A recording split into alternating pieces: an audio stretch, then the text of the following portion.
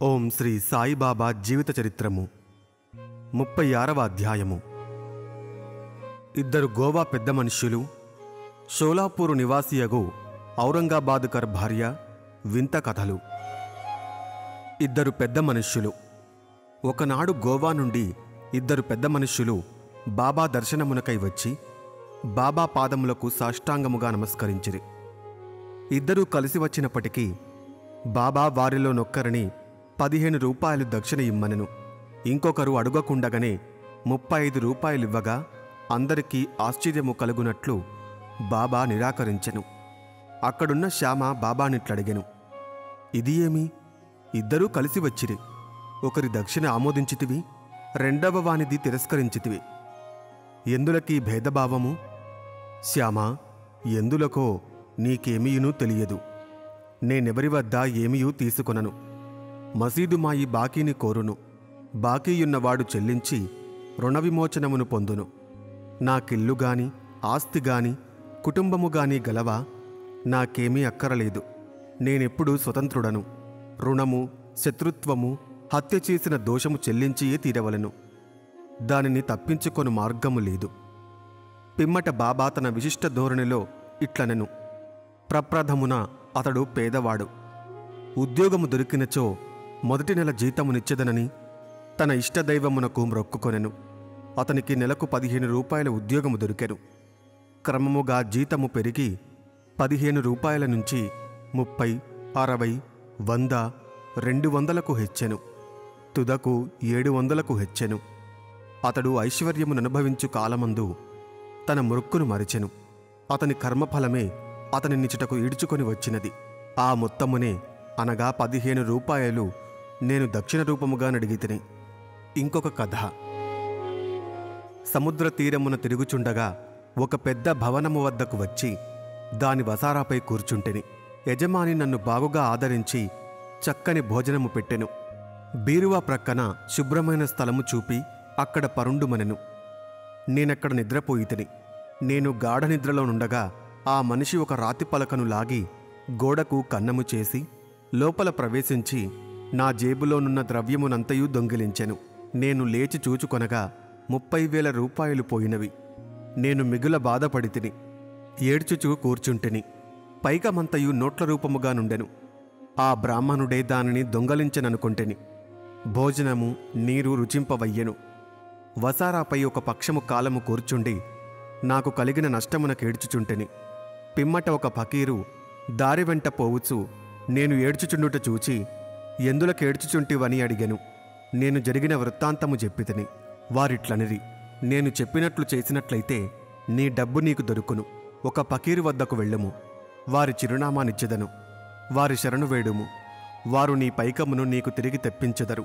ఈలోగా నీకు ప్రియమైన ఆహారమేదో దానిని నీ ద్రవ్యము దొరుకునంతవరకు విసర్జింపుము. నేను ఫకీరు చెప్పినట్లు నడుచుకొంటిని. నా పైకము నాకు చిక్కినది. నేను వాడాను విడిచి సముద్రపు టొడ్డునకు బోయితిని. అక్కడొక స్టీమర్ ఉండెను. దానిలో జనులు ఎక్కువగా ఉండుటచే లోపల ప్రవేశించలేకపోయితిని. ఒక మంచి నౌకరు నాకు తోడ్పడగా నేను లోపలకు బోయితిని. అది ఇంకొక యొడ్డునకు తీసుకొని పోయినది. అక్కడ రైలుబండి నెక్కి కథ పూర్తి కాగానే బాబా ఆ అతిథులను భోజనము కొరకు తీసుకొని పొమ్మనగా శ్యామ అట్లే చేసెను. శ్యామ వారినింటికి తీసుకొని పోయి భోజనము పెట్టెను. భోజన సమయంలో శ్యామ బాబా చెప్పిన కథ చిత్రముగానున్నదనెను. బాబా వారెన్నడూ సముద్ర తీరమునకు పోయి ఉండలేదు. వారి వద్ద 30,000 రూపాయలెప్పుడూ లేకుండెను. ఎన్నడూ ప్రయాణము చెయ్యలేదు. ద్రవ్యమెప్పుడునూ పోవుటగాని వచ్చుటగాని జరుగలేదు. కాన దాని భావము తమకేమైనా తెలిసినదాయని వారనడిగెను. అతిథుల మనస్సులు కరిగెను. వారు కండ్ల తడిపెట్టుకొనిరి. ఏడుచుచూ బాబా సర్వజ్ఞుడు, అనంతుడు, పరబ్రహ్మ స్వరూపుడే అని నుడివిరి. బాబా చెప్పిన కథ మా గూర్చియే. వారు చెప్పినదంతయు మా విషయమే. వారికి ఎట్లు తెలిసెనో అనున్నది గొప్ప చిత్రము. భోజనమైన తరువాత పూర్తి వివరములను చెప్పెదమనిది.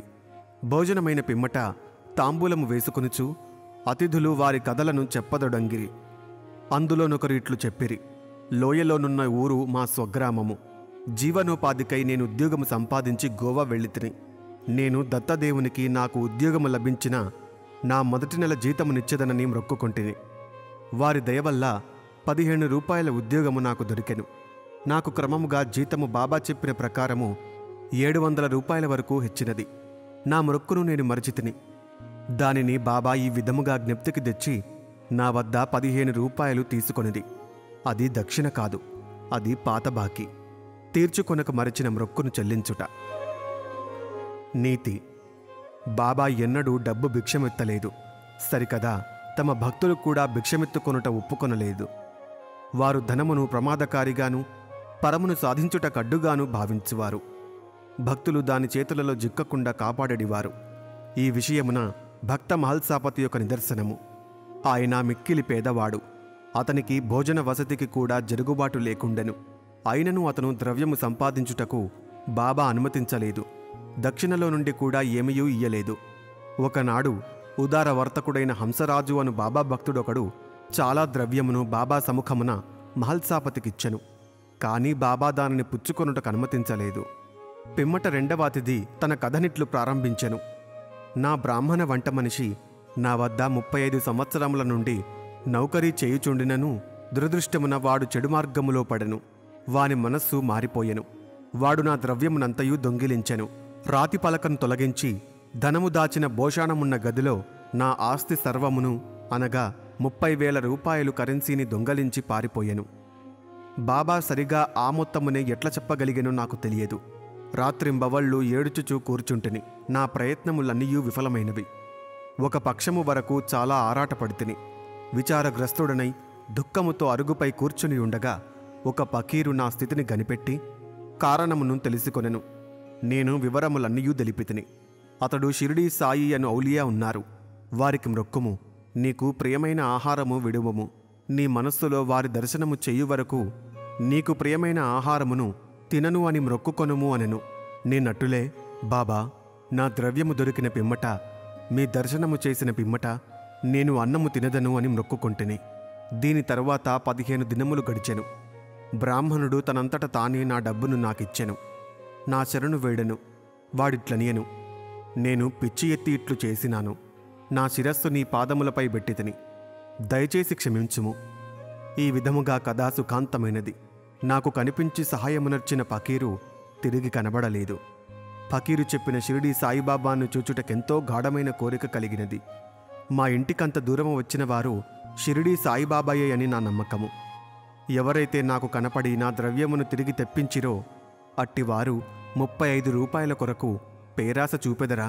దీనికి వ్యతిరేకముగా మా వద్ద నుంచి ఏమీ ఆశించక ఎల్లప్పుడూ తమ చేతైనంత వరకు బాబా మమ్ములను ఆధ్యాత్మిక మార్గమున నడిపింతురు. దొంగలించిన నా ద్రవ్యము దొరికిన వెంటనే మిక్కిలి సంతసించి మైమరిచి నా మ్రొక్కును మరచితిని. ఒకనాటి రాత్రి నేను కొలాబాలోనున్నప్పుడు బాబాను స్వప్నములో జూచితిని. షిరిడీకి పోవలను అని సంగతి అప్పుడు జ్ఞప్తికి వచ్చెను. నేను గోవా వెళ్ళితిని. అక్కడి నుండి స్టీమర్ మీద బొంబాయి వెళ్ళి అటు నుండి షిరిడీకి పోవ నిశ్చయించితిని. నేను హార్బర్ వద్దకు పోగా స్టీమర్లో జాగా లేకుండెను. కెప్టెన్ ఒప్పుకొనలేదు గాని నాకు పరిచయము లేని నౌకరొకడు చెప్పగా నొప్పుకొని నన్ను స్టీమరులో బొంబాయికి తీసుకొని వచ్చెను. అక్కడ నుండి ఇక్కడకు రైలులో వచ్చితిని. కాబట్టి బాబా సర్వజ్ఞుడు, సర్వాంతర్యామి. మేమెక్కడ? మా ఇల్లెక్కడ? మా అదృష్టము ఏమని చెప్పవలెను? బాబా ఆ ద్రవ్యమును తిరిగి రాబట్టెను. ఇక్కడకు లాగుకొని వచ్చెను. షిరిడీ జనులారా, మీరు మాకంటే పుణ్యాత్ములు, మాకంటే అదృష్టవంతులు.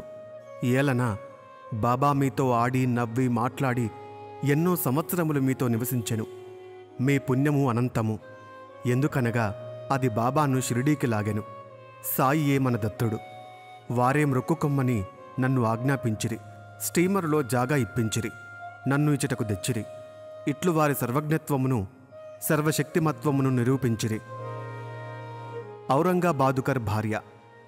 షోలాపూరు నివాసియగు సఖారాం ఔరంగాబాద్కర్ భార్యకు 27 సంవత్సరములైనను సంతానము కలుగలేదు. ఆమె అనేక దేవతలకు మ్రొక్కులు మ్రొక్కెను. కాని నిష్ప్రయోజనమయ్యెను.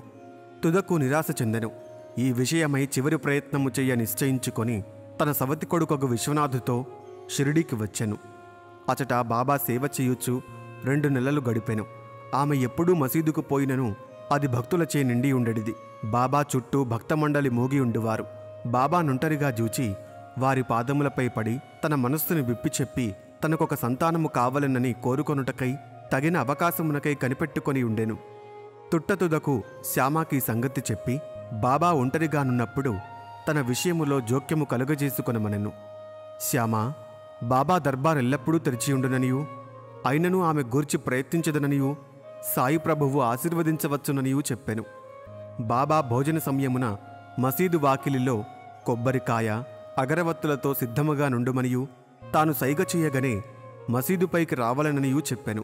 ఒకనాడు మధ్యాహ్న భోజనానంతరము శ్యామ బాబా చేతులు తువ్వాలుతో తుడుచుచుండగా బాబా శ్యామ బుగ్గను గిల్లెను. శ్యామ కోపగించి, దేవా, నా బుగ్గను గిల్లుట నీకు తగునా? మా బుగ్గలు గిల్లునట్టి పెంకెదేవుడు మాకక్కరలేదు. మేము నీపై ఆధారపడి ఉన్నామా? ఇదియేనా మన సాన్నిహిత్య ఫలితము అనెను. బాబా ఇట్లనెను, శ్యామా, 72 జన్మల నుంచి నీవు నాతోనున్నప్పటికీ నేను నిన్ను గిల్లలేదు. ఇన్నాళ్లకు గిల్లగా నీకు కోపము వచ్చుచున్నది. శ్యామా ఇట్లనియే, మీ నుండి మాకు గౌరవము గాని స్వర్గము గాని విమానము గాని అవసరము లేదు. మీ పాదముల యందు నమ్మకము మాకెప్పుడునూ నుండుగాక. బాబా ఇట్లనెను, అవును, నేను వచ్చినది అందుకే. ఇన్నాళ్ల నుంచి మీకు భోజనము పెట్టి పోషించుచుంటిని. నీ యందు నాకు ప్రేమానురాగములున్నవి. అట్లనుచు బాబా పైకి వెళ్ళి తన గద్దెపై కూర్చునెను. శ్యామ ఆమెను చేసన్న చేసి రమ్మనెను. ఆమె మసీదుపైకి వచ్చి బాబాకు నమస్కరించి కొబ్బరికాయ అగరువత్తులిచ్చెను. బాబా ఆ టెంకాయను ఆడించెను. అది ఎండుది కనుక లోపల కుడుక ఆడుచూ శబ్దము వచ్చుచుండెను. బాబా, శ్యామా, ఇది గుండ్రముగా లోపల తిరుగుచున్నది. అది ఏమనుచున్నదో విను. శ్యామ, ఆమె తన గర్భమందు ఒక బిడ్డ అటులే ఆడవలెనని వేడుచున్నది. కాన టెంకాయను నీ ఆశీర్వాదముతో నిమ్ము. బాబా, టెంకాయ బిడ్డను ప్రసాదించునా? అట్లనుకొనుటకు ప్రజలు ఎంత వెడగులు. శ్యామ, నీ మాటల మహిమయు ఆశీర్వాద ప్రభావమును నాకు తెలియను. నీ ఆశీర్వాదమే ఆమెకు బిడ్డల పరంపరను ప్రసాదించును. నీవు మాటలచే కాలయాపన చేయుచు ఆశీర్వాదమునివ్వకున్నావు. ఆ సంవాదము కొంతసేపు జరిగెను. బాబా పదే పదే టెంకాయను కొట్టుమనుచుండెను. శ్యామ టెంకాయను కొట్టకుండా ఆ స్త్రీకే ఇవ్వమని వేడుచుండెను. తుదకు బాబా లొంగి ఆమెకు సంతానము కలుగును అనెను. ఎప్పుడని శ్యామ అడిగెను. 12 మాసములలోనని బాబా జవాబిచ్చెను. టెంకాయను పగులగొట్టిరి. ఒక చిన్న చిప్పను ఇరువురూ తినిరి. 2వ చిప్ప ఆమెకిచ్చిరి. అప్పుడు శ్యామ ఆ స్త్రీవైపు తిరిగి, అమ్మా, నీవు నా మాటలకు సాక్షివి. నీకు 12 మాసములలో సంతానము కలుగనిచో ఈ దేవుని తలపైనొక టెంకాయను గొట్టి ఈ మసీదు నుంచి తరిమివేసెదను. ఇందుకు తప్పినచో నేను మాధవుడనుగాను. మీరు దీనిని చూసెదరుగాక అనెను. ఆమె 1 సంవత్సరములో కొడుకును గనెను. 5వ మాసములో కొడుకును మసీదుకు తీసుకువచ్చి భార్యాభర్తలు బాబా పాదములపై బడిరి. కృతజ్ఞుడగు తండ్రి 500 రూపాయలిచ్చెను. బాబా గుర్రము శ్యామకర్ణకు ఈ ధనముతో శాల కట్టించెను. ఓం నమో శ్రీ సాయినాథాయ. శాంతి శాంతి శాంతి. 36వ అధ్యాయము సంపూర్ణము.